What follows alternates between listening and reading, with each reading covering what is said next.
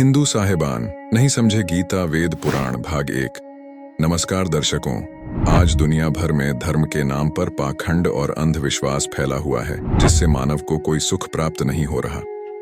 वहीं पाखंड और अंधविश्वास से मुक्ति दिलाने तथा मानव को धर्म ग्रंथों के सत्य ज्ञान यानी तत्व ज्ञान से परिचित कराने के लिए संत रामपाल जी महाराज द्वारा लिखित पुस्तकों का प्रचार उनके अनुयायियों द्वारा देश हो या विदेश, गांव, नगर, कस्बों, शहरों में घर घर जाकर किया जा रहा है। तो वहीं सोशल मीडिया के इस दौर में सोशल मीडिया के माध्यम से भी इन पुस्तकों का प्रचार उनके समर्थकों द्वारा किया जा रहा है, जिससे लोग पाखंडवाद, अंधविश्वास, शास्त्र विरुद्ध कर्मकांडों को त्याग कर सतमार्ग ग्रहण कर सकें।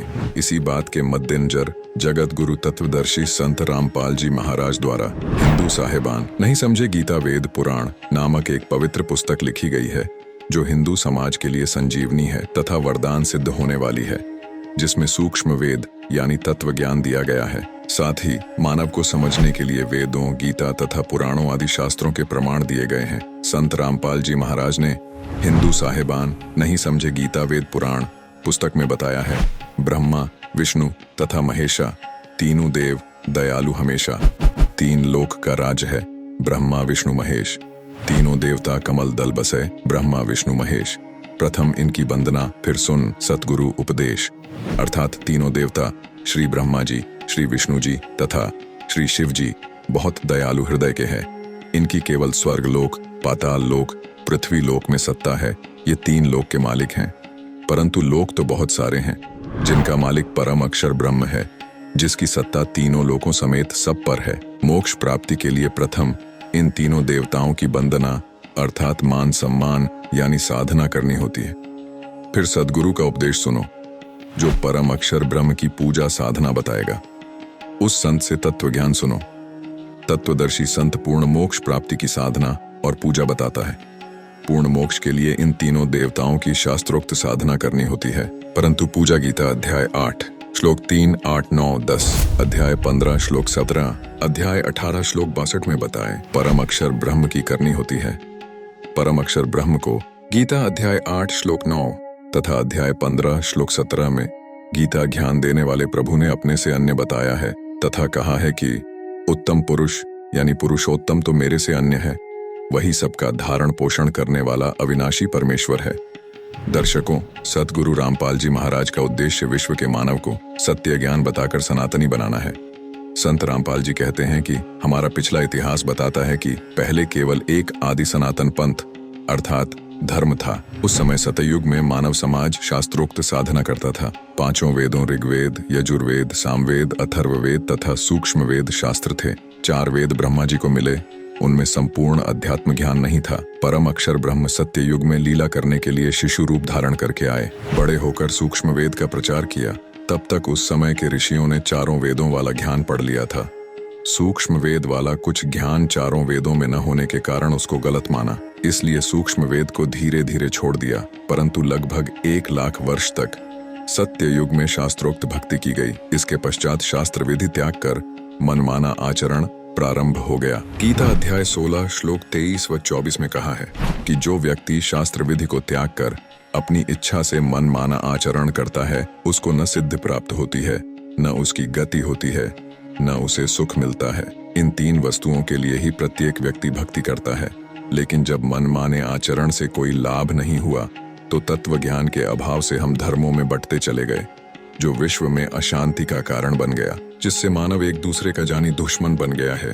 संत गरीबदास जी ने सूक्ष्म वेद में कहा है, आदि सनातन पंथ हमारा, जानत नहीं इसे संसारा। षट दर्शन सब खटपट होए, हमरा पंथ ना पावे कोई। इन पंथों से वह पंथ अलहदा, पंथों बीच सब ज्ञान है बहदा। कैसे हुआ सनातनी पूजा का अंत? दर्शकों, हिंदू साहिबान नहीं समझे गीता वेद पुराण पुस्तक में संत रामपाल जी महाराज ने बताया है कि गीता ज्ञानदाता ब्रह्म ने गीता अध्याय 4 श्लोक 1 और 2 में स्पष्ट किया है कि हे अर्जुन, यही योग यानी गीता वाला अर्थात 4 वेदों वाला ज्ञान मैंने सूर्य से कहा था। सूर्य ने अपने पुत्र मनु से कहा, मनु ने अपने पुत्र इक्ष्वाकु को कहा। इसके पश्चात ये ज्ञान कुछ राज ऋषियों ने समझा। उसके पश्चात ये ज्ञान नष्ट हो गया यानी लुप्त हो गया, जिसका प्रमाण जैन संस्कृति कोश नामक पुस्तक के पृष्ठ 175 से 177 में दिया गया है, जिसमें कहा गया है कि तीर्थंकर ऋषभदेव अंतिम कुलकर अयोध्या के राजा इक्ष्वाकु वंशी नाभिराज के पुत्र थे। ऋषभदेव ने समय आने पर अपने पुत्रों को उनकी योग्यता अनुसार राज्य सौंपकर संसार त्याग दिया और दीक्षा लेकर साधना में लीन हो गए। साधना काल में पाणिपात्री ऋषभदेव 1 वर्ष तक निराहार रहे। बाद में बाहुबली के पौत्र श्रेयांस कुमार ने इक्षुरस देकर उनकी इस निराहार वृत्ति को तोड़ा। लगातार 1000 वर्ष तक तपस्या करने वाले मुनि ऋषभदेव ने अंत में केवल ज्ञान प्राप्त किया और धर्मदेशना प्रारंभ की। प्रथम धर्मदेशना भरत के पुत्र मरीचि को दी, जो बाद में जैन धर्म के 24वें तीर्थकर महावीर वर्धमान बने। पवित्र गीता अध्याय 6 श्लोक 16 में कहा है कि हे अर्जुन, यह योग यानी भक्ति साधना न तो बिल्कुल न खाने वाले की सिद्ध होती है, न अधिक खाने वाले की, न अधिक सोने वाले की, न अधिक जागने वाले की सिद्ध होती है, तथा गीता अध्याय 17 श्लोक 5-6 में कहा है, जो मनुष्य शास्त्र विधि रहित यानी शास्त्र विधि को त्याग कर केवल मन कल्पित घोर तप को तपते हैं, वे शरीर में प्राणियों व कमल चक्रों में विराजमान शक्तियों को तथा हृदय में स्थित मुझको भी कृश करने वाले हैं। उन अज्ञानियों को तू आसुर स्वभाव के जान। यहाँ विचार करने वाली बात है कि श्री ऋषभदेव जी ने गीता ज्ञान यानी वेदों शास्त्रों में बताई साधना के विपरीत शास्त्र विधि को त्याग कर मनमाना आचरण निराहार तपस्या अपनी इच्छा से किया, जिससे कोई लाभ नहीं हुआ न होना था, क्योंकि उपरोक्त गीता शास्त्र के उल्लेख से स्पष्ट हो जाता है कि इक्ष्वाकु वंशी नाभिराज तक वेदों यानी गीता वाले ज्ञानानुसार पूजा की जाती थी, लेकिन उसके पुत्र ऋषभदेव जी से शास्त्र विरुद्ध मनमाना आचरण प्रारंभ हुआ। सनातनी पूजा का अंत हुआ, जिससे उनका जीवन नष्ट हो गया था, मोक्ष नहीं हुआ, जिसका प्रमाण श्रीमद् भागवत सुधा सागर यानी सुख सागर पुराण में है कि एक समय ऋषभदेव जी मुख में पत्थर का टुकड़ा लेकर नग्नावस्था में वन में घूम रहे थे। जंगल में आग लग गई। उस दावानल में ऋषभदेव जी जलकर मर गए, जो कि शास्त्र विरुद्ध मनमाने आचरण का ही परिणाम है। और उसी समय से यह शास्त्र विधि त्याग कर मनमाना आचरण सब ऋषिजन करने लगे, क्योंकि राजा नाभिराज तक सत्ययुग लगभग 1 लाख वर्ष व्यतीत हो गया था। गीता का ज्ञान द्वापर के अंत में यानी कलयुग से लगभग 100 वर्ष पहले बोला गया था। गणित की रीति से देखें तो नाभिराज के बाद यह गीता का ज्ञान 37,87,900 वर्ष बाद बोला गया।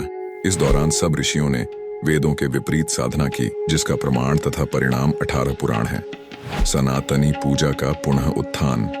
संत रामपाल जी महाराज बताते हैं कि गीता अध्याय 4 श्लोक 34 में गीता ज्ञानदाता ने कहा है कि उस ज्ञान को यानी सूक्ष्म वेद वाले ज्ञान को तू तत्वदर्शी संतों के पास जाकर प्राप्त कर, जिससे स्पष्ट है कि तत्व ज्ञान गीता में नहीं है। यदि होता तो गीता ज्ञान देने वाला यह नहीं कहता कि तत्व ज्ञान को तत्वदर्शी संतों से जान। तत्वदर्शी संत के अभाव में मानव समाज मनमाना आचरण करके अपना मानव जीवन नष्ट कर रहा है, क्योंकि जब गीता अनुसार तत्वदर्शी संत मिल जाता है तो वह संपूर्ण अध्यात्म ज्ञान बताता है, जिसको सुन समझकर बुद्धिमान मानव अपनी साधना शास्त्रों के अनुसार करता है, जीवन धन्य कर लेता है, एक मानव धर्म बन जाता है। संत गरीबदास जी ने अपनी अमृतवाणी में कहा है, गरीब ऐसा निर्मल नाम है, निर्मल करे शरीर, और ज्ञान मंडलीक है चकवय ज्ञान कबीर। अर्थात सच्चा नाम ऐसा कारगर है जो आत्मा को निर्मल कर देता है। अध्यात्म ज्ञान शरीर के कष्ट भी दूर करता है। कबीर साहिब का अध्यात्म ज्ञान चक्रवर्ती है। अन्य ज्ञान क्षेत्रीय यानी लोक वेद हैं। वहीं हमारे धर्मशास्त्र बताते हैं कि प्रत्येक मानव स्त्री पुरुष के शरीर में कमल दल यानी कमल चक्र बने हैं। मानव शरीर में ही मोक्ष प्राप्त किया जा सकता है। मोक्ष प्राप्ति यानी उस लोक में जाने का एक ही मार्ग है जिसमें परमात्मा यानी परम अक्षर ब्रह्म निवास करता है। वह स्थान वह परम पद है जिसके विषय में गीता अध्याय 15 श्लोक 4 में कहा है कि तत्व ज्ञान प्राप्त होने के पश्चात परमेश्वर के उस परम पद की खोज करनी चाहिए, जहां जाने के पश्चात साधक फिर लौटकर संसार में कभी नहीं आते। जिस परमेश्वर से संसार रूप वृक्ष की प्रवृत्ति विस्तार को प्राप्त हुई है, यानी जिसने सृष्टि की उत्पत्ति की है, जो सबका धारण पोषण करने वाला है, उसकी भक्ति करो।